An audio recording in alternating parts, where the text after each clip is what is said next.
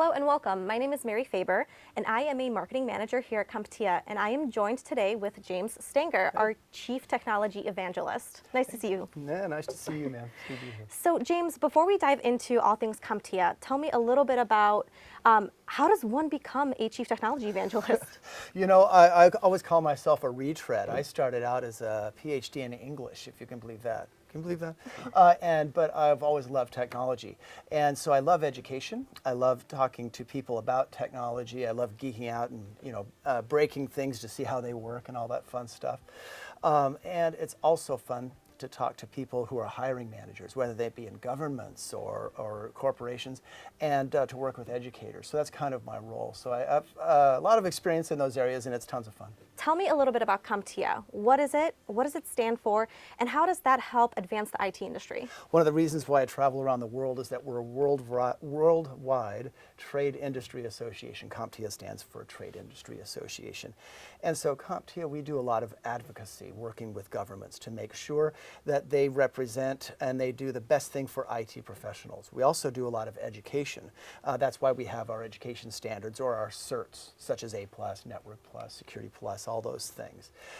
We also do a lot of work with minorities, with women. We also do a lot of work with in our Creating IT Futures a division where we work with people who are less privileged. So as a trade industry association, we listen very carefully to what hiring managers want, what the tech professional needs, and then we try to get those needs met, especially closing the skills gap. That's a really big deal because there's so many skills that people don't have, and it's a chronic issue that we're really trying to move the needle on.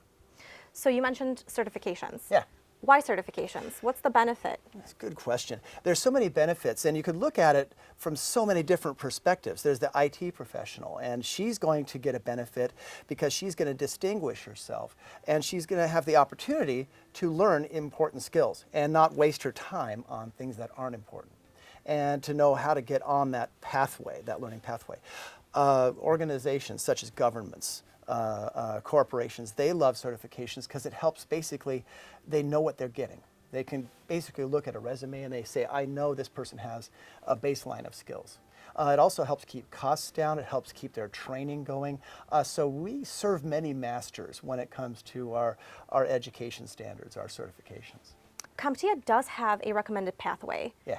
Talk a little bit about that, and where does one even start on that pathway? It's a good question. I think you have to start on in our pathway where it makes sense for you. We have basically two pathways that we've identified: the infrastructure pathway and the cybersecurity pathway. Cybersecurity pathway is really popular because that's kind of where the world is thinking right now. They're thinking in terms of emerging tech like AI and Internet of Things, but also security and privacy. So with our infrastructure pathway, we have things such as A+, which is all about technical support. We have Network Plus, which is all about supporting networks, getting those endpoints talking to each other. And then Security Plus opens the way for people to understand, well, what are the security and privacy implications?